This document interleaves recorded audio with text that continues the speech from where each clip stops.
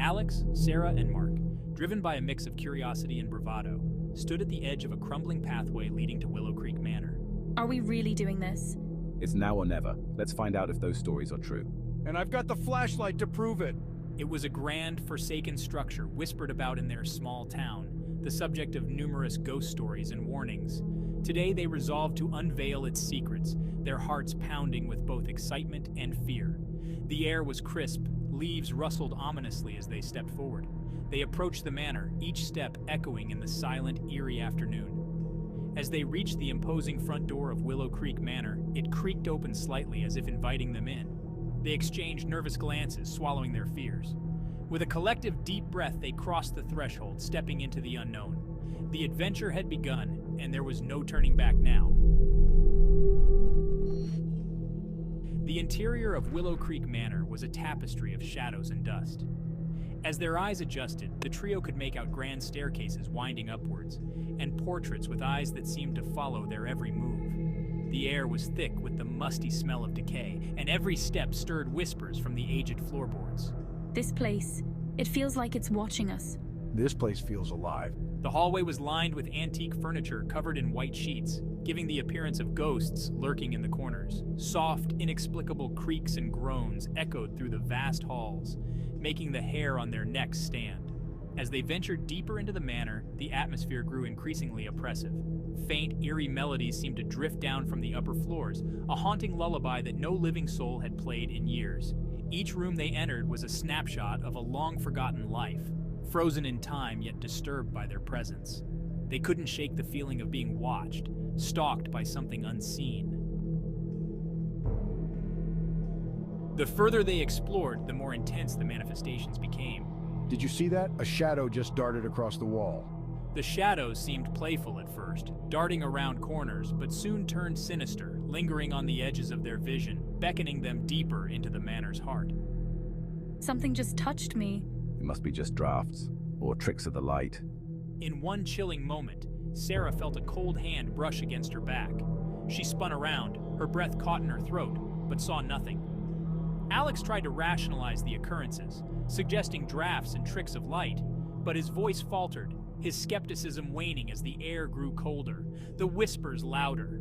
Their flashlights flickered as they approached the library, a vast room with book-lined walls and a grand fireplace.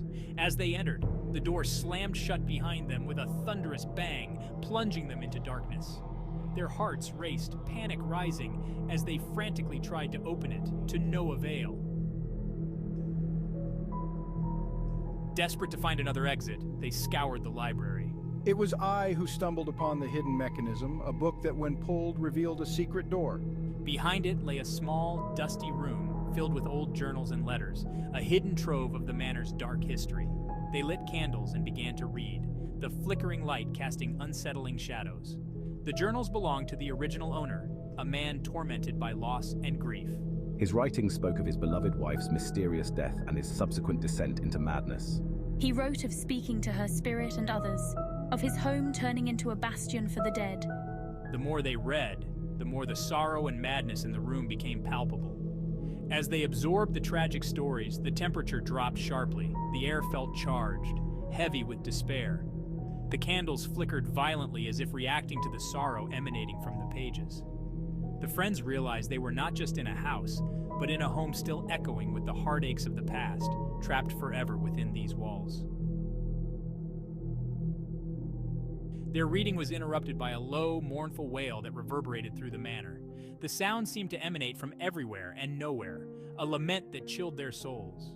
She's not trying to scare us. She's trapped here, suffering. S1. Tentatively, we left the hidden room, only to be met by the apparition of a woman, her visage sorrowful and spectral, floating at the end of the hallway. As they followed, the temperature dropped further, their breath visible in the icy air.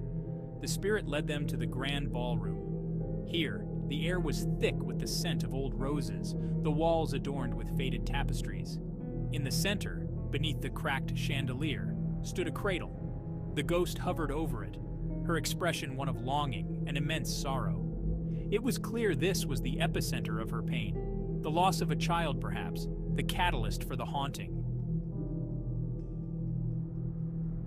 The atmosphere in the ballroom grew oppressive, the despair nearly palpable.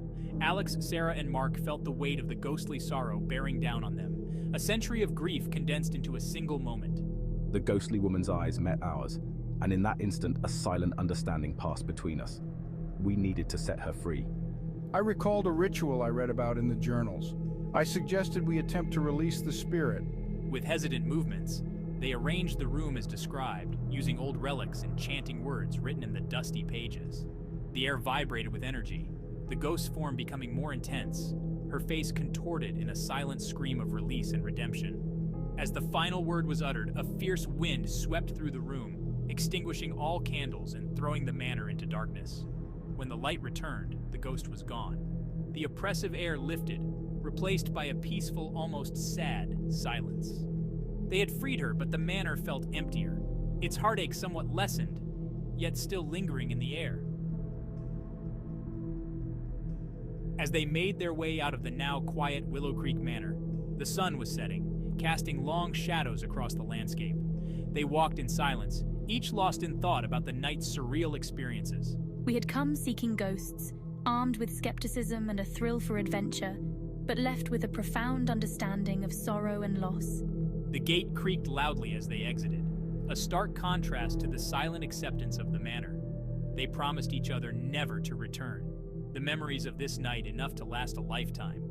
Yet, as they glanced back, a curtain fluttered in an upper window, as if waving goodbye or beckoning for their return. The road home was quiet, the trio less talkative than usual, each processing the night's events in their own way. Willow Creek Manor, with its sad history and spectral inhabitants, had changed them.